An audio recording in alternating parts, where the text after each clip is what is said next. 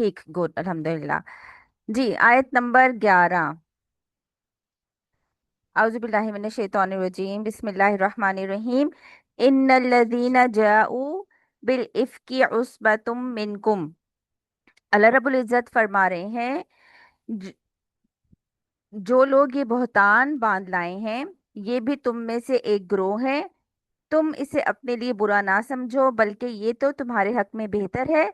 हाँ, इनमें से हर एक शख्स पर इतना गुनाह है जितना उसने कमाया, और उनमें से जिसने इसके बड़े हिस्से को सरअंजाम दिया, उसके लिए अजाब भी बहुत बड़ा है। अच्छा, हमने जब हमने सूरत का स्टार्ट लिया था, उस वक्त हमने ये बात देखी थी कि ये सूरत जो है ये गज़वा बनु मुस्तलिक के बाद नाजिल हुई। और वो जो सफ़र था वो आप सल्लल्लाहु अलैहि वसल्लम का के साथ उनकी ज़ौजा हज़रत आयशा रज़ी ताला अन्हा उनके साथ थी। आप सल्लल्लाहु अलैहि वसल्लम की सबसे लाडली और सबसे प्यारी बीवी, आपको पता ही है इस हवाले से। अच्छा, अब हमने ये भी देखा था कि मुनाफिकीन जो हैं वो उस वक़्त उनको बहुत सारी चीज़ों करने का मौका मिल गया था, क्योंकि इससे पहले की जंगों में मुनाफिकीन शरीक नहीं हुए थे, लेकिन इस जंग में वो शरीक हुए और उनकी बहुत सारी चीज़ें डिस्क्लोज हो गई इस जंग के वाकयात से। तो यहाँ पर एक वाकया है जिसे वाकया इफ कहा जाता है। इफ का मतलब होता है झूठ, यानी झूठा सिनेरियो जो भी बना लिया गया था, उस वो हजरत आयशा रज़ी अल्लाह अन्हा पर एक तोहमत लगाई गई थी, उसके हवाले से है। अच्छा, रसूलुल्लाह सल्लल्लाहु अलैहि वसल्लम का तरीका ये था कि आप सल्लल्लाहु अलैहि वसल्लम जो थे वो कुरा डालकर फैसला किया करते थे कि कौन सी अजवाज जो हैं वो कौन सी जौजा को साथ लेकर जाना है। तो इस जंग में कुर्रा हजरत आयशा रज़ी अल्लाह अन्हा के नाम निकल पड़ता है। मदीना वापसी के ऊपर, जंग से वापसी के ऊपर रास्ते में रसूलुल्लाह सल्लल्लाहु अलैहि वसल्लम एक पड़ाव डालते हैं। अभी रात का कुछ हिस्सा बाकी होता है कि कूच की तैयारी शुरू हो जाती है। हज़रत आयशा ये सारा वाकया जो है वो खुद बयान करती हैं। तो हज़रत आयशा बताती हैं कि मैं रफ़ा हाजत के लिए गई थी, और जब पलटने लगी तो मुझे महसूस हुआ कि मेरे घर गले का हार टूट कर कहीं गिर गया है। मैं उसे तलाश करने में लग गई। अब आपको पता है कि ये इस टाइम पे हजरत आयशा रज़ी ताला अन्हा जो है वो तकरीबन 13 साल की हैं। तो आप 13 साल की बच्ची को अपने जहन में रख कर ये वाकया सुने। वो कहती है कि मैं उसकी तलाश में लग गई और इतने में काफिला रवाना हो गया।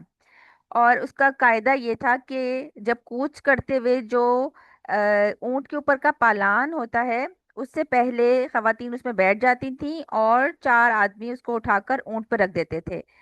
तो हजरत आयशा बताती हैं कि ग़िज़ा की कमी की वजह से मैं उस वक़्त बहुत हल्की फुल्की थी, यानी उस वक़्त खवातीन जो थी वो खुराक ना होने की वजह से इतनी भारी जिस्म की नहीं थी।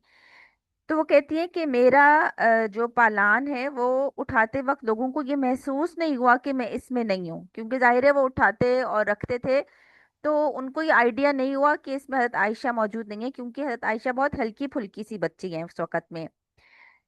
तो वो कह रही है कि जब मैं हार लेकर पलटी तो वहां पे कोई नहीं था, काफिला जा चुका था, कूच कर चुका था। हज़रत आयशा कहती हैं कि मैं चादर लेकर वहीं लपेट कर वहीं पर बैठ गई कि अगर मुझे आगे जाकर वो नहीं पाएंगे तो यहीं वापस आएंगे और मैं उनको मिल जाऊंगी। और ये बहुत ही अक्लमंदी की बात है कि इधर उधर फिरने के बजाय इंसान वहीं पर मौजूद रहे जहाँ पे वो गुम हुआ था, तो मिलने के चांसेस ज्यादा हो जाते हैं। फिर वो कहती हैं कि सुबह जब हजरत सफवान बिन मुअत्तल वहां से गुजरे जहां मैं सो रही थी, तो वो मुझे देखते ही पहचान गए। अच्छा, सफवान बिन मुअत्तल जो है ये एक बदरी साहबी हैं, और इनको सुबह देर तक सोने की आदत थी, लिहाजा वो भी लश्कर में से पीछे रह गए थे, वो सोते रह गए कहीं, तो वो पीछे रह गए। अब जब वो उठे हैं तो जब वो जाने लगे हैं तो वो क्या देखते हैं कि यहाँ पे हजरत आयशा लेटी हुई हैं। तो वो कहती है कि मुझे देखकर उन्होंने ऊंट को रोक लिया और इन्ना लिल्लाहि व इन्ना इलैहि राजिऊन पढ़ा, यानी जोर से कहा कि इन्ना लिल्लाहि व इन्ना इलैहि राजिऊन। रसूल अल्लाह की बीवी यहीं रह गई। इस आवाज से मेरी आंख खुल गई। मैंने फौरन मुंह पर चादर डाल ली कि कोई यानी पर्दा कर लिया हजरत आयशा रज़ी अल्लाह अन्हा ने, और कोई बात ना की। उन्होंने ऊंट मेरे पास लाकर बिठा दिया और उन्होंने कोई बात ना की। मैं ऊंट पर सवार हो गई और वो खुद नुकेल पकड़कर रवाना हो गए। अब ये सारा सीन है कि हजरत सफवान ने सिर्फ इन्ना लिल्लाह कहा कि रसूल की बीवी यहाँ रह गई है, अपना ऊंट आगे कर दिया, बैठने के लिए भी नहीं कहा। वो खुद उसके ऊपर बैठी और उन्होंने नुकेल पकड़ी और वहां से वो रवाना हो गए। लश्कर वालों को अभी तक नहीं पता था कि मैं पीछे रह गई हूँ। इस पर लश्कर वालों ने क्या किया, जब उनको हजरत सफवान के पास साथ आते देखा, यानी आगे जाके वो उनको लश्कर मिल जाता है जहां वो एक और जगह पड़ाव डालते हैं, तो पीछे से ये लोग उनको जा लेते हैं। तो जब इन्होंने देखा तो मुनाफिकीन का जो सरदार था अब्दुल्ला बिन उबई, उसने हजरत आयशा के खिलाफ और उनके साथ सफवान बिन मुअत्तल के बारे में बुहतान उठाने शुरू कर दिए। तो हजरत आयशा कहती हैं कि मैं इस बात से बेखबर थी, मुझे मालूम ही नहीं था कि ऐसे स्कैंडल्स जो हैं वो मेरे हवाले से बयान किए जा रहे हैं। और वो जो अब्दुल्ला बिन उबई था वो पुकार रहा था कि तुम्हारी नबी की बीवी बच कर नहीं आई, इसने रात एक और शख्स के साथ गुजारी है, अब वो इसे एलानिया लेकर आ रहा है, यानी उसने शोर शराबा मचा दिया। हजरत आयशा कहती हैं कि मदीना आकर मैं बीमार हो गई और तकरीबन 1 माह तक मैं बीमार रही और मदीना में ये खबरें फैलती रही। और वो कहती हैं कि मैंने वैसे तो नोटिस नहीं किया, लेकिन रसूलुल्लाह सल्लल्लाहु अलैहि वसल्लम की वो तवज्जो मेरे ऊपर नहीं थी जो पहले हुआ करती थी जब मैं बीमारी के आलम में होती थी। तो मैंने क्या किया कि रसूलुल्लाह से इजाज़त लेकर अपनी वालदा के यहाँ चली गई कि वो मेरी तीमारदारी कर सकें। तो अब हजरत आयशा जो हैं वो अपने वालदा के घर चली गई हैं कि वो बीमारी में उनकी लुक आफ्टर कर सकें। एक रोज मैं हाजत के लिए बाहर निकली तो मेरे साथ मिफ्ता सासा की वालदा थी। अब ये उनके रिश्तेदार हैं, मिफ्ता सासा और उनकी वालदा, जिनको हजरत अबू बकर सिद्दीक रज़ी अल्लाह अन्हो जो है वो वजीफा देते हैं और उनकी लुक आफ्टर करते हैं उनकी फैमिली की। तो हजरत अबू बकर सिद्दीक की खालाजाद बहन भी हैं ये। तो अब क्या हुआ कि वो कहती है कि जब मैं आगे गई तो मुझे हाजर रफ़ा हाजत के लिए उनके साथ गई, मिफ्ता की वालदा के साथ। तो जब मुझे ठोकर लगी, उनको ठोकर लगी, तो वो कहने लगी कि गारत हो मिफ्ता। तो मैंने उनसे कहा कि आप अच्छी माँ हैं जो अपने बेटे को कोस रही हैं। तो उन्होंने बताया कि क्या आपको खबर नहीं कि इन्होंने क्या बातें फैलाई हुई हैं, यानी अपने बेटे का नाम भी बीच में डालकर कहा कि इन लोगों ने क्या बातें फैलाई हुई हैं। फिर उन्होंने सारा किस्सा हजरत आयशा रज़ी ताला अन्हा को सुनाया कि आपके खिलाफ मुनाफिकीन और मिफ्ता ने क्या क्या बातें फैला दी हैं। अब हजरत आयशा को पता चलता है कि क्या चीज चल रही है मदीना में। अच्छा जी, अब होता है कि वो घर वापस आ जाती हैं और हजरत आयशा कहती हैं कि मैं रोती रही, मेरे वालिदैन भी परेशान रहे और इस तरह से पूरा 1 महीना जो है इस वाक़े को गुजर गया। रसूलुल्लाह सल्लल्लाहु अलैहि वसल्लम एक दिन हमारे घर तशरीफ लाए और मेरे पास बैठ गए। इस पूरी मुद्दत में आप सल्लल्लाहु अलैहि वसल्लम मेरे पास नहीं बैठे थे। हजरत अबू बकर सिद्दीक और उम्मे रुमान जो हजरत आयशा की वालदा है वो भी उनके पास आके बैठ गई कि उनको लगा कि नबी सल्लल्लाहु अलैहि वसल्लम को इम्पोर्टेंट बात कहने के लिए आए हैं। तो नबी सल्लल्लाहु अलैहि वसल्लम ने कहा कि आयशा, मैंने तुम्हारे मुतल्लिक ये बातें सुनी हैं और अगर तुम बेगुनाह हो तो अल्लाह तुम्हारी बरात फरमा देगा, और अगर तुमने वाकई कोई गुनाह में तुम मुलव्विस हुई हो तो तुम तौबा कर लो और माफी मांग लो। ये सुनकर हजरत आयशा कहती हैं कि मेरे आंसू खुश्क हो गए और मैंने अपने वालिद से अर्ज किया कि आप इनकी बात का जवाब दें। तो हजरत अबू बकर सिद्दीक ने कोई जवाब नहीं दिया, खामोश रहे। उम्मे रुमान के पास गई अपनी वालिदा के पास कि आप इनकी बात का जवाब दें, उन्होंने भी कोई जवाब नहीं दिया, वो खामोश रहीं। तो हजरत आयशा ने कहा कि आप लोगों के कानों में एक ऐसी बात पड़ गई है और दिलों में बैठ गई है कि अगर मैं कहूँ कि मैं बेगुनाह हूँ और अल्लाह जानता है कि मैं बेगुनाह हूँ तो आप लोग मेरी बात नहीं मानेंगे, और अगर मैं ख्वामख्वा कह दूं कि मैं एतराफ़ करती हूँ कि मैंने ऐसा ऐसा किया है जो कि अल्लाह जानता है कि मैंने नहीं किया, तो आप लोग मान जाएंगे।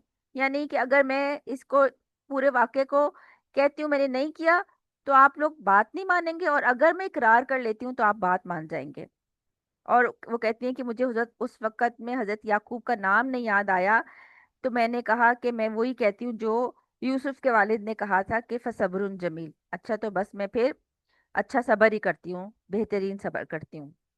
وہ کہتی ہیں کہہ کے میں لیٹ گئی دوسری کروٹ کر کے، تو اتنے میں کیا ہوا کہ نبی صلی اللہ علیہ وسلم پہ وہی نازل ہونا شروع ہو گئی۔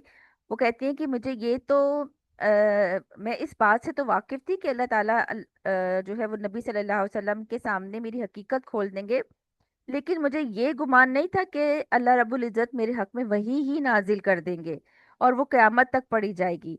اتنے میں نبی صلی اللہ علیہ وسلم پہ جب وحی کی کیفیت ہٹتی ہے تو آپ صلی اللہ علیہ وسلم بے حد خوش ہوتے ہیں اور فرماتے ہیں مبارک ہو عائشہ، اللہ نے تمہاری برات نازل کر دی ہے۔ اس کے بعد سے جو 11 آیات سے لے کر 21 آیات تک جو ہیں وہ نازل ہوئی ہیں اس وقت میں حضرت عائشہ رضی اللہ عنہا کی برات میں۔ اور ان کے والدہ نے حضرت عائشہ سے کہا کہ اٹھ کے اللہ کے رسول کا شکریہ ادا کرو، تو حضرت عائشہ نے کہا کہ میں ان کا شکریہ ادا نہیں کروں گی، بلکہ میں تو اللہ کا ہی شکریہ ادا کروں گی جس نے میری برات نازل فرمائی ہے۔ برات کا مطلب ہوتا ہے کہ بری و ذمہ کر دیا ہے اللہ رب العزت نے اس تہمت سے جو منافقین کے پروپیگنڈے کی وجہ سے پھیل چکی تھی۔ اچھا، اب اس میں ہم آیات دیکھیں گے اور اس کو ہم تھوڑا سا سمجھیں گے کہ ہمارے لیے اس میں کیا لیسنز ہیں، اور تھوڑا سائیکولوجیکلی بھی دیکھیں گے کہ یہ والی آیات نے ہمیں کیا سکھایا ہے۔ اچھا، اللہ رب العزت کہتے ہیں کہ جو لوگ یہ بہت بڑا بہتان باندھ لائے ہیں یہ بھی تم میں سے ایک گروہ ہے، تم اسے اپنے لیے برا نہ سمجھو بلکہ یہ تو تمہارے حق میں بہتر ہے۔ یہاں سے کیا بات پتہ چلی کہ ب- کبھی آزمائش آ جائے تو ضروری نہیں ہوتی کہ وہ کسی تکلیف کا باعث ہی ہو، بلکہ اس کے بعد اللہ تعالیٰ کوئی بہتری کے واقعات بھی پیدا کر دیتے ہیں۔ کبھی ایسا ہوتا ہے کہ ہمارے درجات بلند ہو جاتے ہیں، اور اس میں کیا ہوا کہ منافقین کی منافقت ڈسکلوز ہو گئی، تو کبھی کچھ ایسی باتیں ہوتی ہیں کہ جو مسلمانوں کی بیچ میں منافق بیٹھے ہوتے ہیں، اللہ تعالیٰ کسی خاص سین کو کریٹ کرتے ہیں جس کی وجہ سے وہ ڈسکلوز ہو جاتے ہیں۔ اگر آپ دیکھیں کہ جب شیطان کو اللہ تعالیٰ نے سجدہ کرنے کے لیے کہا تھا تو اس حکم سے پہلے پہلے وہ کیا تھا، بہت ہی کوئی زیادہ عبادت گزار اور مقربین فرشتوں میں شامل ہوا ہے۔ اور جب اللہ تعالیٰ نے ان فرشتوں کو حکم دیا کہ سجدہ کرو تو اس وقت میں کیا اس کی منافقت ڈسکلوز ہوئی کہ وہ تو اپنے آپ کو بڑا سمجھے بیٹھا تھا، وہ سمجھے بیٹھا تھا کہ میری عبادت کوئی بہت ہائی لیول کی ہے کہ میں اتنا بڑا پیمانے پر پہنچ گیا ہوں، تو وہ حکم ہی اللہ تعالیٰ نے اس کے منافقت کو کھولنے کے لیے دیا تھا۔ اب یہاں پہ کیا ہوا کہ تمہارے لیے خیر کیا ہے کہ منافقین کی باتیں ڈسکلوز ہو گئی ہیں، تمہارے لیے خیر کیا ہے کہ اس آزمائش سے تمہارے درجے بلند ہو گئے کیونکہ تم نے صبر کیا ہے، اور تمہارے لیے خیر کیا ہے کہ مسلمانوں کی کمزوریاں سامنے آ گئی ہیں، تو اب مسلمان معاشرے کی اصلاح ہو سکتی ہے۔ یعنی اب اللہ تعالیٰ چھوٹی چھوٹی باتیں مسلمانوں کی پکڑیں گے کہ تم نے ایسا کیوں نہیں کیا، ایسا کیوں نہیں کیا، تمہیں ایسا بیہیویئر کیوں نہیں رکھا، تو یہاں سے پھر بہت سارے خیر کے پہلو کھلتے چلے جائیں گے۔ اچھا جی، پھر اللہ تعالیٰ کیا کہہ رہے ہیں کہ تمہارے حق میں بہتر، اس کو شر نہیں سمجھو بلکہ یہ تمہارے حق میں بہتر ہے۔ ہاں، ان میں سے ہر ایک شخص پر اتنا گناہ ہے جتنا اس نے کمایا، اور ان میں سے جس نے اس کے بہت بڑے حصے کو سر انجام دیا اس کے لیے عذاب بھی بہت بڑا ہے، یعنی عبداللہ بن ابئی۔ اور اس کے علاوہ منافقین کا پوری ٹولی جس نے اس کو بہت ہائی لائٹ کیا اور ایک بہت زیادہ پروپیگنڈا مدینہ میں کیا پورا 1 مہینے تک۔ لیکن اس میں کچھ مسلمان بھی شامل ہو گئے جس میں حسان بن ثابت جو کہ شاعر تھے، مفتاح جن کا بھی ذکر ہوا ہے جن کی کفالت ابو بکر صدیق رضی اللہ عنہ کرتے تھے، اور ہمنہ بنت جہش جو حضرت زینب کی بہن ہے، رسول اللہ صلی اللہ علیہ وسلم کی ایک بیگم، وہ تو کچھ نہیں بولی لیکن یہ ان کی بہن ہے جو اس اسکینڈل میں انوالو ہو گئی، اور بعد میں ان تینوں لوگوں پر حد بھی جاری ہوئی، حد قذف۔ اچھا جی، اب کیا ہے، آیت نمبر 12 کے اوپر آتے ہیں۔ اللہ تعالیٰ فرماتے ہیں لولا اذ سمعتموہ ظن المؤمنون والمؤمنات بانفسہم خیرا، اسے سنتے ہی مومن مردوں اور عورتوں نے اپنے حق میں نیک گمان کیوں نہ کیا، اور کیوں نہ کہا کہ یہ تو کھلم کھلا سرئی بہتان ہے۔ اب یہاں پہ اللہ تعالیٰ کہہ رہے ہیں کہ تم مومن ہو، تم نے ایسی باتوں کو سنتے ہی اچھا گمان کیوں نہیں کیا؟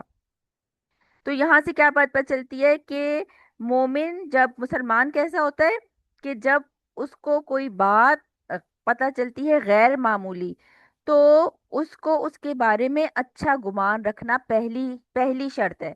یعنی کہ وہ سب سے پہلے کیا سوچے؟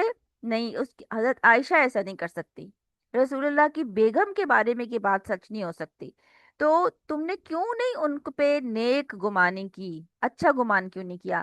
تو یہ آپ اپنے پاس بات نوٹ کریں کہ جب کوئی خ- خراب خبر آپ کو ملتی ہے، کسی کے لیے بدگمانی کی کوئی بات پتہ چلتی ہے، تو اللہ تعالیٰ آپ سے پہلا ڈیمانڈ کیا کرتے ہیں؟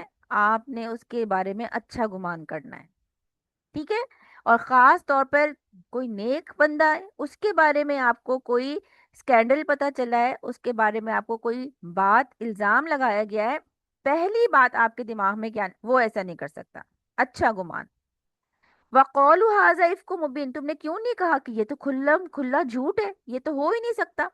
مطلب آج بھی اگر ہمیں حضرت عائشہ کا نام لے کے بات پتا چلے تو فوراً ہمیں 100% یقین آتا ہے کہ نہیں، حضرت عائشہ نہیں ایسی ہو سکتی، یہ جس کسی نے بھی ان کے بارے میں بات کی ہے یہ جھوٹی بات ہے۔ تو اس وقت بھی مومنوں سے یہی کہا جا رہا ہے کہ تم نے اچھا گمان کیوں نہیں کیا؟ اچھا، اب یہاں سے ہمیں کیا پتا چلتا ہے کہ جب کوئی بات اس طرح گردش کر رہی ہے، تو کوئی گوسپس ہیں، تو ان کو ہم نے ڈیل کیسے کرنا ہے؟ کیونکہ گوسپس کو ڈیل کرنا ایک ایک چیلنجنگ بات ہے، کیونکہ یہ اتنی آرام سے پھیلتی چلی جاتی ہے کہ ہمیں احساس نہیں ہوتا کہ ہم نے اس کے اندر اپنا کتنا بڑا حصہ ڈال دیا ہے۔ تو کرنے والے کام کیا ہیں کہ do not take it personally. سب سے پہلی بات کیا ہے؟ اس میں آپ نے اس کو پرسنلی نہیں لینا۔ سب سے پہلے اسٹے کام اینڈ آبجیکٹو، خاموش رہنا ہے، آپ نے دیکھنا ہے کہ ہو کیا رہا ہے، اور سب سے پہلے اس کو پرسنل اٹیک نہیں سمجھنا۔ اچھا، اس میں آپ دیکھیں کہ پیچھے والے سارا جو میں نے آپ کو واقعہ سنایا نا، اس سے اس کو ریلیٹ کرتے ہیں۔ نبی صلی اللہ علیہ وسلم کی لاڈلی بیگم ہے، اور آپ صلی اللہ علیہ وسلم ان سے محبت کا اظہار برملا کرتے تھے، ٹھیک ہے؟ کسی نے پوچھا کہ آپ سب سے زیادہ محبت کس سے کرتے ہیں، تو کہا عائشہ سے، اور کسی نے کہا مردوں میں، تو کہا عائشہ کے والد سے۔ تو عائشہ کا ریفرنس دیکھ کے اللہ کے رسول بات کرتے تھے، کوئی اس میں جھجک نہیں تھی۔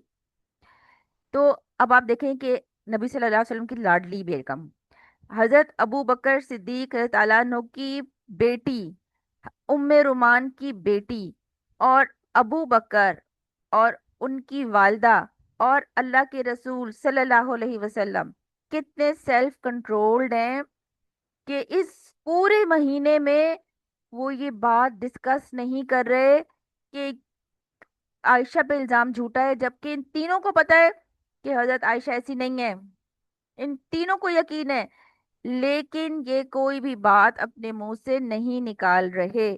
سیلف کنٹرول، کس کا ویٹ کر رہے ہیں؟ اللہ تعالیٰ کے فیصلے کا۔ توکل اتنا زبردست ہے، خاص طور پہ میں کہتی ہوں کہ اس پورے واقعے میں مجھے ماں کا رول، جو ام رومان کا رول ہے، کہ اللہ تعالیٰ اتنا اللہ پہ توکل، اللہ تعالیٰ کھول دے گا، اللہ تعالیٰ بتا دے گا، جبکہ ان کے دل کلیجوں میں، جو کلیجے ہیں وہ حلق میں آئے ہوئے ہوں گے اس وقت میں۔ کوئی اپنی بیٹی کے خلاف اتنا بڑا تہمت، چھوٹی سی بھی کوئی اگر الزام تراشی کرے وہ نہیں آپ برداشت کرتے، اور کوئی اتنی بڑی تہمت لگا دے، اور یہ لوگ اللہ کے رسول پہ بھروسہ، اللہ تعالیٰ پہ بھروسہ کہ نہیں، اللہ تعالیٰ کی طرف سے کچھ نہ کچھ حقیقت واضح ہو جائے گی، خاموشی سے ویٹ کر رہے ہیں۔ تو اس کو ایز اے پرسنل اٹیک نہیں لیا انہوں نے کہ جوابی کاروائی شروع کر دی ہو، اسٹے کام، خاموشی کے ساتھ دیکھ رہے کہ اگلا چیز کیا ہوتی ہے۔ پھر آپ دیکھیں کہ وہ کیا کر رہے ہیں، اسیس دا سچویشن۔ نبی صلی اللہ علیہ وسلم، ابو بکر، ام رومان، یہ کیا کر رہے ہیں؟ اس وقت انتظار کر رہے ہیں کہ ان کے گوسپس کے پیچھے کون کون ہیں۔ اللہ کے رسول آبزرو کر رہے ہیں، منافقین کے حالات سامنے آ جاتے ہیں، اور بعض دفعہ ایسا ہوتا ہے کہ اللہ تعالیٰ منافقین کو ایسے ہی کھولتا ہے، کوئی ایشو ایسا سامنے آ جاتا ہے، ویسے منافق چھپا ہوا تھا، लेकिन कोई इशू उसके मतलब का आ जाता है, वो उसमें कूद पड़ता है, फिर वो उसके बारे में बोल पड़ता है। अब क्या होता है कि आप जिसको दोस्त समझे बैठे थे, आपको पता चलता है कि ये तो आपका हकीकी दोस्त ही नहीं था, ये तो आपके खिलाफ प्रोपेगेंडे में शामिल था। फिर आप मोहतात हो जाते हैं कि आप आगे से उसके साथ क्या डील करेंगे।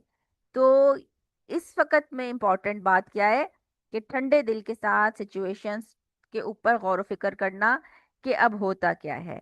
फिर सेट बाउंड्रीज। क्या बाउंड्री है कि नंबर वन, आपने अपनी बाउंड्री मेंटेन रखनी है, आपने अपनी बाउंड्रीज क्रॉस नहीं करनी। मोमिन एक बाउंड्री के अंदर होता है। नंबर वन, अवॉइड इंगेजिंग, उसी उसी गॉसिप में पढ़ना नहीं है, उसी गॉसिप में इन्वॉल्व नहीं होना कि वो ही चीज मल्टीप्लाई होती चली जाए और आप भी उसमें अपना हिस्सा डालते रहें। नबी सल्लल्लाहु अलैहि वसल्लम की इन्वॉल्वमेंट कितनी दिखाई गई है कि नबी सल्लल्लाहु अलैहि वसल्लम परेशान है, नबी सल्लल्लाहु अलैहि वसल्लम खामोश है, नबी सल्लल्लाहु अलैहि वसल्लम हजरत आयशा के पास चक्कर लगा रहे हैं, लेकिन वो वाली चीज जो हजरत आयशा पहले फील करती थी वो नहीं है, क्योंकि जाहिर है कि ये सिनेरियो अब चेंज है, कुछ परेशानी का आलम है, लेकिन उसमें इंगेज नहीं हो रहे। ठीक है। तो रसूलुल्लाह सल्लल्लाहु अलैहि वसल्लम की क्या इन्वॉल्वमेंट है इसमें कि आप सल्लल्लाहु अलैहि वसल्लम अल्लाह के हुक्म का इंतजार कर रहे हैं और किसी के ऊपर हाइपर नहीं हो रहे और किसी के ऊपर किसी को बुरा भला नहीं कह रहे कि तुम्हारी कैसे हिम्मत हुई मेरी बेगम के बारे में ये बात करने की। और ये जबकि देख रहे हैं कि ये इशू मुनाफिकीन की तरफ से उठाया जा रहा है। फिर क्या है, चेंज द सब्जेक्ट। अल्लाह रब्बुल इज्जत ने आपको अभी पिछली आयत में क्या बताया कि ये तुम्हारे लिए शर नहीं बल्कि तुम्हारे लिए खैर है। सब्जेक्ट चेंज कर लो, इसको मुस्बत अंदाज से देखो। फिर उम्मे रुमान ने क्या कहा हजरत आयशा से, रसूल का शुक्रिया अदा करो। तो उन्होंने कहा कि मैं रसूल का नहीं बल्कि अल्लाह का शुक्रिया अदा करूंगी। तो उम्मे रुमान ने उस वक्त ये नहीं कहा कि देखो मैं तो जानती थी कि तुम बेगुनाह हो और ये लोग ऐसी बातें करते हैं और वैसी बातें करते हैं, बल्कि उन्होंने क्या, उठो रसूल का शुक्रिया अदा करो, चेंज द सब्जेक्ट। तो अब इसमें से फायदे देखो, इसमें से मुस्बत चीज देखो, इसमें देखो कि अल्लाह के रसूल सल्लल्लाहु अलैहि वसल्लम ने तुम्हें कितना अच्छा मैसेज दिया है। तो ऐसे मौकों पर अल्लाह ताला हमें ये चीजें सिखाते हैं। फिर क्या करना है, एड्रेस द इशू डायरेक्टली। जब हम इनडायरेक्ट चीजों की तरफ जाते हैं, इधर उधर में ज्यादा इन्वॉल्व होते हैं, तो फिर हम फंसते हैं और फिर शर की तरफ जाते हैं। अब यहाँ पे क्या है कि कन्फ्रंट द सोर्स। बातें फैला कौन रहा है, ये बातें किसी नेक मुत्तकी शख्स की तरफ से आ रही हैं या फासिक की। अब हमारे पास भी बहुत सारी बातें आती है ना, ये सारी चीजें हमारे लिए लेसन है कि पहले तो आपने सोर्स देखना है ना, ये आ कहाँ से रही है और ये फैला कौन रहा है। अब्दुल्ला बिन उबई, मुनाफिकीन का सरदार, और ये उसके साथ जो उसी के लाइक माइंडेड लोग हैं वो इसके अंदर इन्वॉल्व है। और जो इनडायरेक्ट इन्वॉल्व, जो मोमिन इन्वॉल्व है वो भी कितने, तीन खाली। तो आपने देखना है कि ये सोर्स, इसकी सोर्स क्या बनती है। फिर क्या है कि सीख क्लैरिफिकेशन। अल्लाह ताला यहाँ पे आपसे वजाहत तलब कर रहे हैं, तुमने क्यों नहीं कहा कि इस खैर है, तुमने क्यों अच्छा गुमान नहीं किया, क्लैरिफिकेशन मांग रहे हैं, क्यों नहीं कहा। फिर आगे भी अगली आयतों में भी आएगा कि क्यों नहीं तुम चार गवाह लेकर आए, अगर तुम अपने तोहमत में सच्चे थे तो चार गवाह लेकर आते। अच्छा, अब आप सूरह नूर का थीम समझें कि सूरह नूर है, उसमें आगाज एक तो बड़ा सख्त है, ये सारे अहकामात फर्ज दर्जे के हैं। नंबर दो, बात ही जिना से शुरू की है, पीक पॉइंट से बात, मैक्रो टू माइक्रो लेके जाता है आपको सूरह नूर। अच्छा, जिना की बात हमने पिछले हफ्ते करके, अब अगली बात क्या आ गई है, तोहमत की बात। क्योंकि जिना से पहले क्या होता है, तोहमत लगाई जाती है। अच्छा, फिर तोहमत से पहले क्या क्या चीजें होती हैं कि आपके घर के सरकमस्टांसेस कैसे होने चाहिए, उनके ऊपर बात। तो बड़े इशू को ताला तोड़ तोड़ कर छोटा कर करके अभी हमारे सामने पेश कर रहे हैं। ये नहीं हो रहा कि छोटी बात से हम बड़ी बात की तरफ जाएं। कितना जबरदस्त तरीका है ना, कितना अपीलिंग तरीका है ये अल्लाह ताला का। अच्छा, यहाँ पे क्लैरिफिकेशन आपने मांगी, जिसने जिसने किया है, जो जो इन्वॉल्व है, आप डायरेक्ट अप्रोच करें। फिर फोकस ऑन पॉजिटिव रिलेशनशिप। उसमें क्या है, surround your self with positivity. नबी सल्लल्लाहु अलैहि वसल्लम की को जो लोग तकवीयत देते हैं, तो आप सल्लल्लाहु अलैहि वसल्लम उनसे मशवरा कर रहे हैं, उनसे पूछ रहे हैं, अपने करीबी लोगों से बातचीत कर रहे हैं, और उनसे पूछ रहे हैं कि आपका हजरत आयशा के बारे में क्या गुमान है। ठीक है। तो जो पॉजिटिव लोग होते हैं वो आपको तकवीयत देते हैं, वो आपको कमजोर नहीं पड़ने देते, वो आपको ग्रोथ की तरफ लेके जाते हैं, यानी आपके मुश्किल हालात में भी आपको उठा के खड़ा कर देते हैं। तो अपने आप को पॉजिटिव लोगों के साथ ही रखना चाहिए। फिर उसके बाद क्या है, nurture meaningful relationship. Meaningful relationship इख्तियार करें। Invert in relationship, build trust, build respect, open communication करें, अपने ट्रस्ट का लेवल को हाई करें, अपनी रिस्पेक्ट के लेवल को हाई करें। इस मामले में नबी सल्लल्लाहु अलैहि वसल्लम क्या है कि इससे पता चलता है कि बीमारी का ख्याल करते हुए उन्होंने हजरत आयशा को अभी तक डिस्क्लोज ही नहीं किया कि क्या क्या मामलात चल रहे हैं।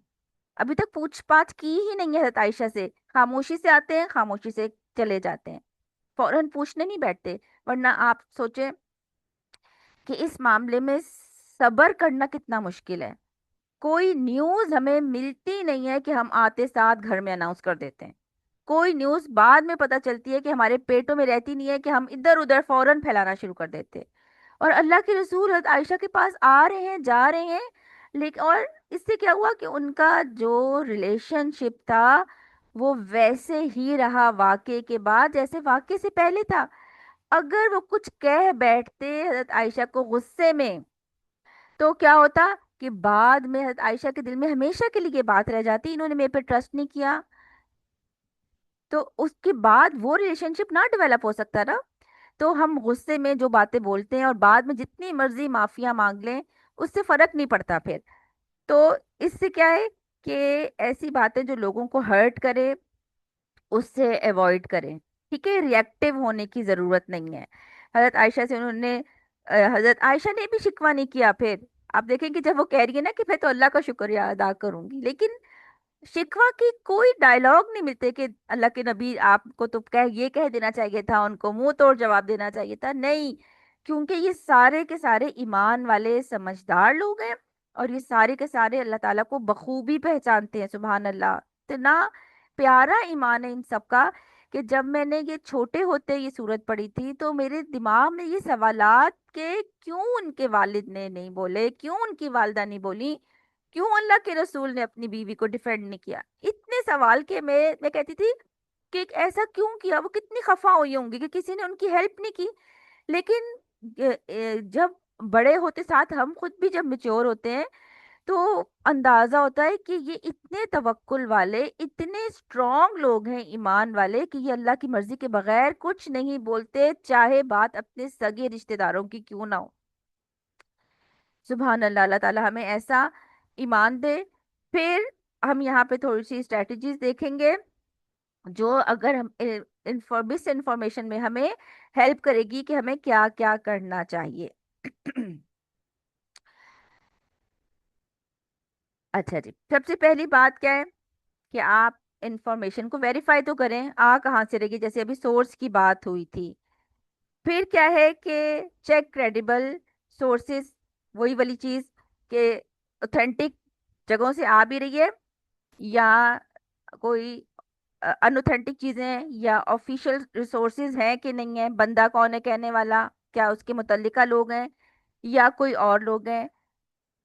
Look for look for corroboration। इसमें क्या है कि को मल्टीपल रिसोर्सेज से बात आ रही है या कोई ऐसे एक ही बंदा इंफॉर्मेशन दे रहा है। ये मल्टीपल रिसोर्सेज तो बात से तो बात नहीं आ रही ना, खाली मुनाफिकीन का एक टोला है। तो ये अभी तो हम सोशल मीडिया के दौर में है ना, आपको वेरीफाई चीजें करने के लिए देखना पड़ता है कौन से ऑथेंटिक चैनल्स हैं, कौन से ऑफिशियल रिसोर्सेज हैं जो ये बात कर रहे हैं। आया ये बात कहाँ से आ रही है, कोई उसकी हकीकत भी है कि नहीं है। फिर क्या है कि यूज फैक्ट चेकिंग टूल्स। और फैक्ट चेकिंग टूल्स क्या है, इसी तरह के हैं कि बंदा ऑथेंटिक है कि नहीं, रिसोर्स ऑथेंटिक है कि नहीं, चैनल ऑथेंटिक है कि नहीं। Watch for red flags. Red flags क्या है कि जो बंदे खबर लेके आ रहे हैं उनकी अपनी हिस्ट्री क्या रही हुई है, यानी इतने صفائی سے جو لوگ بیچ میں شامل ہو رہے ہیں اور بات سے بات بنا رہے ہیں، ان کی اپنی اوقات کیا ہے، اپنی ہسٹری کیا ہے؟ ہم اپنا پاسٹ بھول کے بڑے آرام سے لوگوں پہ ڈسکس کرتے ہیں، اور اپنا پاسٹ اس سے زیادہ خراب ہوتا ہے جس طرح سے ہم لوگوں کے اوپر ٹونٹ کرتے ہیں یا ان کو کرٹیسائز کرتے ہیں۔ تو اسی لیے اپنے گروبانوں میں جھانکنا بہت زیادہ ضروری ہے۔ اور یہ سارے ریڈ فلیگز ہوتے ہیں کہ آپ کو کوئی لوگ کچھ لوگ صرف انتظار کرتے ہیں کہ آپ کے شر میں پڑنے کا، اور اس میں وہ انوالو ہو جاتے ہیں۔ تو اس ان کی پرانی باڈی لینگویجز کیا تھیں، ان کے پرانے بیہیویئرس کیا تھے، ان کے پرانے ڈائلاگس کیا تھے، یہ سارے ریڈ فلیگز ہوتے ہیں۔ تو ان سب کو پہچاننا ضروری ہوتا ہے۔ پھر share responsibility, verify before sharing. آپ کے پاس کوئی خبر آ گئی ہے تو آپ نے پہلے اس کو ویریفائی کرنا ہے، انفارمیشن کو ایکوریٹ ہے کہ نہیں، پھر آگے بات کرنی ہے، ورنہ خاموش رہنا ہے۔ پھر ایوائڈ اسپریڈنگ مس انفارمیشن، آپ کے اینڈ سے کوئی مس انفارمیشن نہیں جانی چاہیے۔ آپ ایمان والے لوگ ہیں، اور اللہ تعالیٰ ایمان والوں سے کچھ الگ سے ان کو احکامات دیتے ہیں، وہ الگ لوگ ہوتے ہیں۔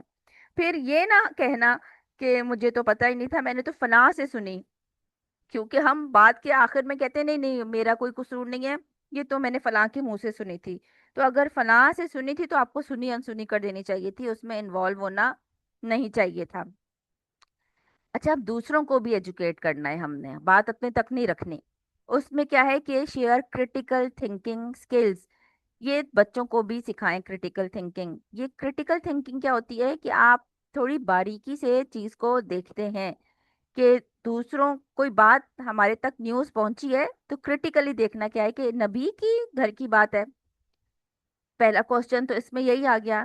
پھر منافقین نے بات پھیلائی ہے تو اس کو کیا اس کے اوپر ٹرسٹ کیا جا سکتا ہے؟ پھر کہ اگر ہم میں سے کسی کی بات ہوتی تو اگر اور کوئی اور ایسے پھیلا دیتا تو ہمیں خود کیسا لگتا؟ تو تھوڑا چیزوں کو کریٹیکلی سوچنا چاہیے، اور اپنی یہ ایکسرسائز جاری رکھنی چاہیے کہ چیزوں کو تھوڑا کریٹیکلی دیکھا جائے۔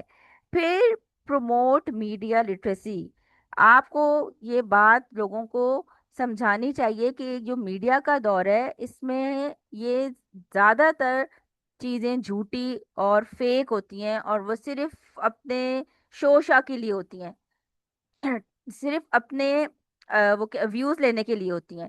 تو ان کو یہ چیزیں پڑھانی چاہیے کہ جو میڈیا مینجمنٹ ہے یہ 100% کریکٹ نہیں ہوتی، اس کو بہت دیکھ بھال کر استعمال کرنا چاہیے۔ پھر اللہ تعالیٰ آیت نمبر 13 میں کہتے ہیں کہ وہ اس پر 4 گواہ کیوں نہ لائے، اور جب گواہ نہیں لائے تو یہ بہتان باز لوگ یقیناً اللہ کے نزدیک محض جھوٹے ہیں۔ اب یہ جو پہلی والی آیات تھی نا کہ اگر زنا کا بہتان لگا رہے ہو تو چلو 4 گواہ لے کر آؤ، اور اگر 4 گواہ نہیں لے کے آئے تو اب تم سب پہ حد قذف جاری ہوگی، کیونکہ تم 4 گواہ نہیں لائے، اور نہیں لائے تو اس کا مطلب ہے کہ تم جھوٹے ہو۔ تو اللہ تعالیٰ نے یہاں پہ یہ بتا دیا کہ یہ تو اس معیار پہ پورے ہی نہیں اترے، لہٰذا یہ لوگ جھوٹے ہیں۔ آیت نمبر 14 میں اللہ تعالیٰ فرماتے ہیں وَلَوْلَا فَضْلُ اللَّهِ عَلَيْكُمْ وَرَحْمَتُهُ فِي الدُّنْيَا وَالْآخِرَةِ، اگر اللہ تعالیٰ کا فضل اور کرم تم پر دنیا اور آخرت میں نہ ہوتا تو یقیناً تم نے جس بات کے چرچے شروع کر رکھے تھے اس بارے میں تمہیں بہت بڑا عذاب پہنچتا۔ تو یہاں پر اللہ تعالیٰ کہہ رہے ہیں کہ اللہ کا تم پر دنیا اور آخرت میں فضل ہے، ایمان والوں سے کہہ رہے ہیں، ورنہ یہ جو بھی چیز تمہارے سامنے پیش آئی تھی اس سے تم میں کیا ہو جاتا؟ عذاب مل جاتا۔ لیکن یہ اللہ کا فضل ہے، اللہ تعالیٰ تمہیں غلطی دکھا رہے ہیں اور تم اس میں معافی مانگ لو تو اللہ تعالیٰ کی رحمت ہے، اور دنیا میں بھی اور آخرت میں بھی۔ اچھا، دنیا کیا ہے کہ ایک سکینڈل سے صرف ایک گھر میں بات نہیں رہتی بلکہ پورا معاشرہ متاثر ہوتا ہے، اور یہ بات کسی معمولی بندے کے گھر کی نہیں ہے بلکہ نبی اکرم صلی اللہ علیہ وسلم کے گھر کی ہے۔ تو یہ تو معاملہ دین پر آ گیا ہے کہ رسول اللہ کے گھر سے اگر کوئی بات نکلے گی تو دنیا اور پورے معاشرے میں پھیلے گی۔ لیکن اللہ تعالیٰ نے تم پہ رحم کیا کہ تمہیں چانس دیا تمہیں تمہاری غلطی دکھا کر۔ اب آتے ہیں آیت نمبر 15 پہ۔ اللہ رب العزت کہتے ہیں کہ جب تم اسے اپنی زبانوں سے نقل در نقد کرنے لگے اور اپنے منہ سے بات نکالنے لگے جس کی تمہیں متعلق خبر نہ تھی، गो कि तुम इसे हल्की बात समझते रहे, लेकिन अल्लाह के नजदीक ये बहुत बड़ी बात थी। इस तलक्कौनहु भी अलसिनतकुम, तुम एक दूसरे से बातें लेकर आगे कर रहे थे, लेकर आगे कर रहे थे। इसका मतलब क्या है कि ये जो स्कैंडल्स हैं, ये जो गॉसिप्स हैं, ये कितनी जुबानों से चलती हुई आगे चलती चली जाती हैं। व तकूलून भी अफवाहिकुम, अपने मुंह से वो बात बयान कर रहे थे। पहला स्टेप हमने देखा था कि स्टे काम, रुक जाओ और कहे तो अच्छा गुमान कर लो। और यहाँ पे अल्लाह ताला फिर अब मोमिनों को पकड़ रहे हैं कि तुमने ये बातें एक दूसरे से चलती चली जा रही थी। और आप देखें कि जितनी जल्दी स्कैंडल्स फैलते हैं, कोई और बात नहीं फैलती। चाहे वो किसी के भी हो स्कैंडल्स, चाहे वो किसी फिल्म स्टार के स्कैंडल्स हो, चाहे वो किसी सियासतदान के स्कैंडल्स हो, चाहे वो किसी फैमिली मेंबर के स्कैंडल्स हो, चाहे आपके वर्किंग एरिया में हो, कितनी जल्दी ये बातें, क्योंकि हमारे बड़े इंटरेस्ट है इन बातों में, और इस बातों में दिलचस्पी इतनी ज्यादा है कि फिर ऑथेंटिसिटी की फिक्र किए बगैर आगे और आगे और आगे कितनी बात मल्टीप्लाई होती है। और खास तौर पे अगर लड़की के ऊपर कोई इल्जाम लगाया हुआ हो तो अल्लाह ताला कहने हैं, कितना आसान था तुम्हारे लिए, तुम इसको इतना हल्का समझ रहे थे। तो जो बात भी हमारे तक आती है वो आपके पास आके रुकनी चाहिए, आपके पास आके स्टॉप हो जानी चाहिए, आपसे आगे बात नहीं निकलनी चाहिए। कि वो मजीद फैलेगी तो फिर क्या होगा, शर फैलने के चांसेस ज्यादा हो जाएंगे। यहाँ से हमें क्या चीजें पता चलती हैं कि जब र्यूमर्स जो होते हैं वो सोसाइटी में फैलते हैं तो उसका कुछ असर होता है। क्या होता है उसका असर? एक तो वो फैलते चले जाते हैं। एक तो सोशल इफेक्ट क्या होता है कि मिस इन्फॉर्मेशन होती है, कि मिस इन्फॉर्मेशन पूरी सोसाइटी में फैलती है, सोशल अनरेस्ट हो जाता है, पूरा माहौल सोसाइटी का जो है वो सिर्फ लगता है और कोई काम नहीं है बल्कि यही काम है। एक कुछ लोग टेंशन में आएंगे, कुछ लोग एंजाइटी में आएंगे, कुछ फन करेंगे, तो एक सोशल अनरेस्ट का माहौल हो जाएगा। फिर ये डैमेज करता है रेपुटेशन को, क्योंकि जिसके बारे में बात की जा रही है उसके ऊपर ट्रस्ट खत्म हो जाएगा, उसकी क्रेडिबिलिटी को नुकसान पहुंचेगा। और यहाँ मामला दीन का है, अल्लाह के रसूल के घर का मामला है। अब आगे जो है वो कितना इसमें ये चीज नुकसानदेह हो सकती थी। फिर क्या होता है, साइकोलॉजिकल इफेक्ट्स भी होते हैं। एनजाइटी एंड स्ट्रेस का शिकार हो जाता है माशरा, कुछ बदअमनी फैल जाती है। फिर खौफ उसके अंदर फैल जाता है। फिर क्या होता है कि इन बातों से ये चीजें मल्टीप्लाई होती चली जाती हैं, और एक से दूसरे, दूसरे से तीसरे तक, और मजीद अफवाहें इसके साथ मिल जाती हैं। और फिर क्या होता है, पूरा माशरा जो है वो डिवाइड हो जाता है। इकोनॉमिक इफेक्ट्स भी हैं कि जिसके ऊपर लगाया गया है उसकी साख को फर्क पड़ता है, उसके बिजनेस को फर्क पड़ता है। और एक पूरा माशरा एक यूनिट से बनता है। और फिर क्या होता है कि पूरे माशरे पर चीज असरअंदाज होती है। और फिर ये सब चीजें फैलती हुई कभी कभी पूरे माशरे की मार्केट इंस्टेबिलिटी को भी तक भी बात चली जाती है। आपको पता है ना कि स्टॉक प्राइसेस भी फ्लक्चुएट होती हैं, वो इन्हीं र्यूमर्स की वजह से ऊपर नीचे हो सकती हैं। अच्छा, अब क्या है कि why people involve themselves in rumour, अब करते क्यों है लोग, अल्लाह ताला यहाँ पे लोगों को कह रहे हैं कि तुमने ऐसा क्यों किया, तुमने ऐसा क्यों किया। तो उसकी कुछ साइकोलॉजिकल रीजंस भी होती हैं।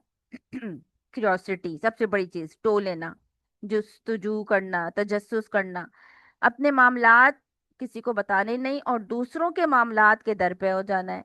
और फिर क्या है कि पूरी सोसाइटी में एक क्यूरियोसिटी का माहौल, के उसके बारे में ये बात चल रही है और उसके बारे में ये बात चल रही है। तो इन चीजों को, इन गॉसिप्स को कम से कम आगे पहुंच आपके पास जाए तो आपका काम तो ये है कि आप उसको आगे ना करें, क्योंकि माशरे में एक तजस्सुस की कैफियत है। और अल्लाह ताला तजस्सुस को ही पहले दर्जे पे मना कर देते हैं, ना लो किसी की टो, आप अपनी बातों में इंटरेस्ट रखो, किसी और के मामले में आपका कोई फायदे की बात नहीं है। इसीलिए कहा जाता है small mind discuss people and big mind discuss ideas. कोई बामकसद लोग बनेंगे तो फिर इन चीजों में नहीं आएंगे। इमोशनल स्टिमुलेशन होती है, शदीद कोई जज्बातियत को जन्म देती है। एक तो पहले दर्जे पे एक्साइटमेंट बहुत ज्यादा होती है इन चीजों में। تو انسان جو ہے ان کا ڈوپامین ریلیز ہو رہا ہوتا ہے، خوشی مل رہی ہوتی ہے، ایکٹیو پارٹیسپیشن ہوتی ہے، ایموشنس آئے ہوتے ہیں، اور کچھ چیزوں لوگوں کے لیے یہ شدید غم کا، اضطراب کا اور خوف کا باعث ہوتی ہے۔ پھر کوگنیٹو بائسز ہے، یہ بہت امپورٹنٹ ہے کہ ہمارا جو سوچنے کا پیٹرن ہے نا، کوگنیٹو بائسز ہوتا ہے کہ جو ہمارا سوچنے کا پیٹرن ہے، اگر وہ ججمنٹل ہے، کسی پرسیپشنز کی بیس پر بنا ہوا ہے، تو ہم صحیح فیصلوں پر نہیں جاتے، ایک بائسنس کا شکار ہو جاتے ہیں، تعصب کا شکار ہو جاتے ہیں۔ تو ہمارے برین میں نا ہمارے مینٹل شارٹ کٹس ہوتے ہیں، ہم نے خود بنائے ہوئے ہوتے ہیں، اور دیٹ کین لیڈ ایررز۔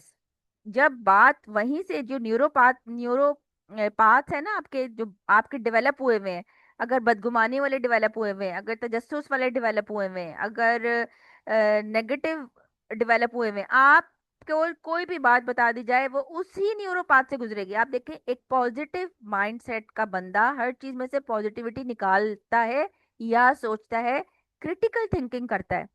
ایک نیگیٹو مائنڈ کا بندہ، اس کا دماغ بند ہوتا ہے، اس کی جو نیوروپاتھ ہیں وہ وہیں سے اچھی بات کو بھی وہیں سے گزارتے ہیں، وہ ہر چیز میں وہم دیکھتا ہے، وہ ہر چیز میں خوف کا ہو جاتا ہے، وہ ہر چیز کو، ہر بندے کو نیگیٹو دیکھتا ہے، اس کو لگتا ہی نہیں کہ دنیا میں کوئی اچھا انسان بھی موجود ہے۔ تو جب ہمارے یہ پیٹرن ڈیولپ ہوئے ہوتے ہیں تو ہم بہت ججمنٹل ہوتے ہیں۔ ججمنٹل ہونے کا بہت زیادہ نقصان ہوتا ہے، اس سے ہمارے فیصلے متاثر ہوتے ہیں۔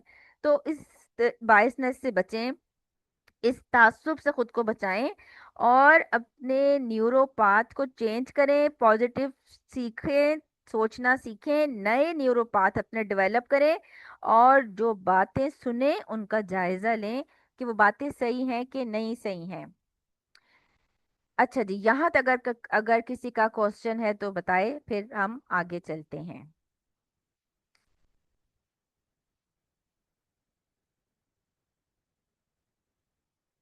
جی، ہینڈ ریز کر سکتے ہیں آپ لوگ۔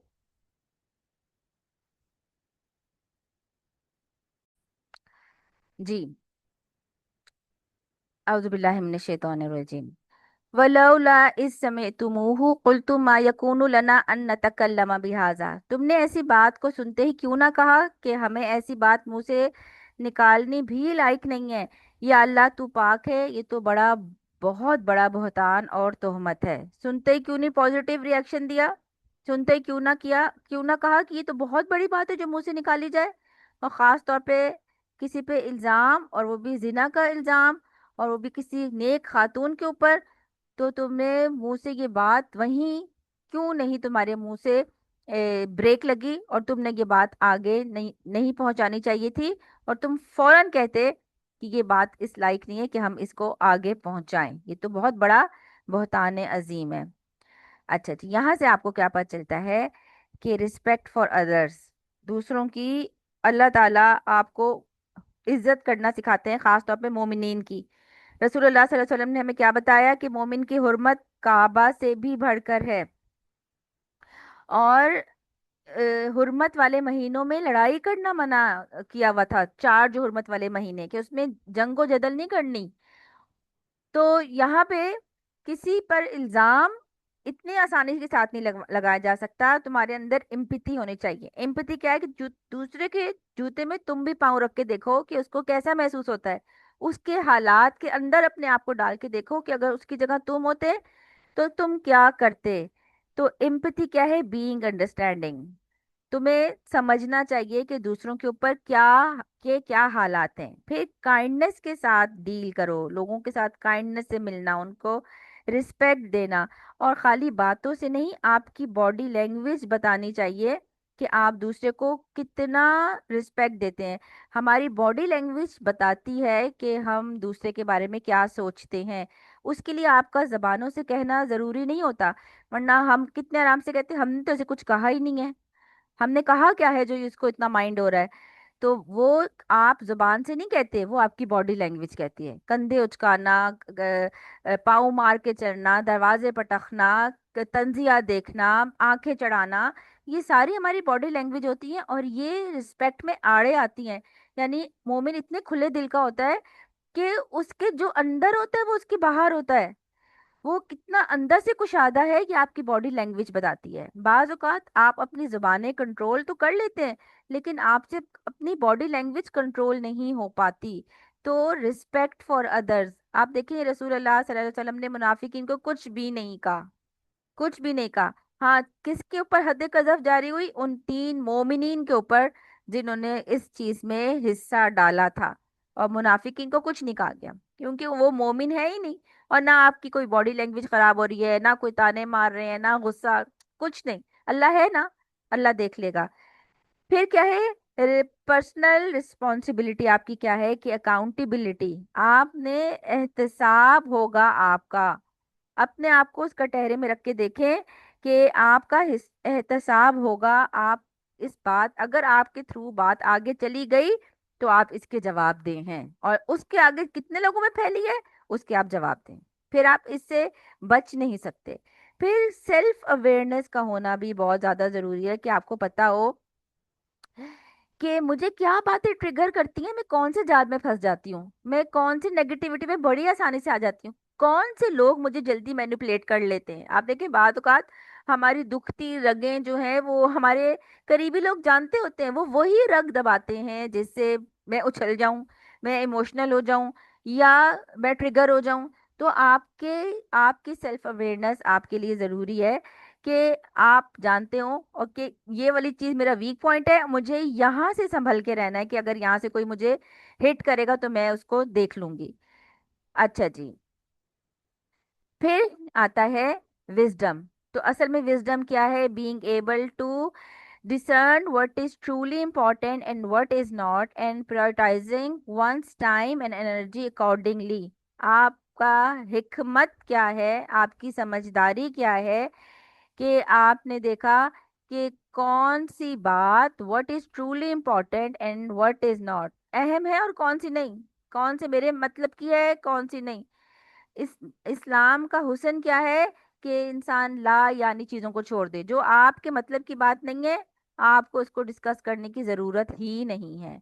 And prioritising one's time and energy accordingly, इससे क्या होगा कि आप अपने वक्त को और अपनी ताकत को, अपनी एनर्जी को सही जगह इस्तेमाल करेंगे अगर आपने हिकमत से काम लिया तो इससे क्या है कि आपको पता है कि क्या करने के काम है, किस में इन्वॉल्व होना है किस में नहीं। बामकसद लोग हर जगह इन्वॉल्व नहीं होते। आयत नंबर 17, अल्लाह ताला कहते हैं यईज़ुकुमुल्लाहु अन तऊदु लिमिस्लिही, अल्लाह ताला तुम्हें नसीहत करते हैं कि फिर कभी ऐसा काम ना करना अगर तुम सच्चे मोमिन हो। तो यहाँ पे अल्लाह ताला ने क्या कहा कि आइंदा नहीं करना अगर तुम सच्चे मोमिन हो।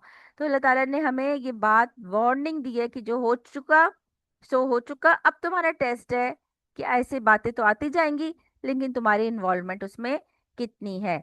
फिर आयत नंबर 18 में अल्लाह ताला फरमाते हैं वयुबय्यिनुल्लाहु लकुमुल आयात वल्लाहु अलीमुन हकीम, अल्लाह ताला तुम्हारे सामने अपनी आयात बयान फरमाते हैं और अल्लाह ताला इल्म और हिकमत वाले हैं।